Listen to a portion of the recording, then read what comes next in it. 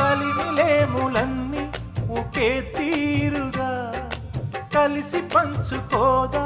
సదా తోడుగా కలిసి రాని కాలం వెలే వేసిన విడిచిపోని బంధం తనై ఉండదా సహధర్మచారిణి సరిలేని వరమని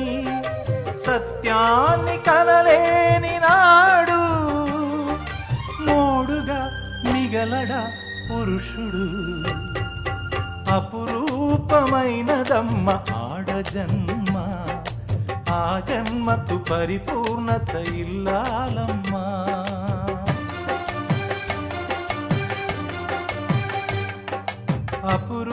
అపురూపమైనదమ్మ ఆడజన్మ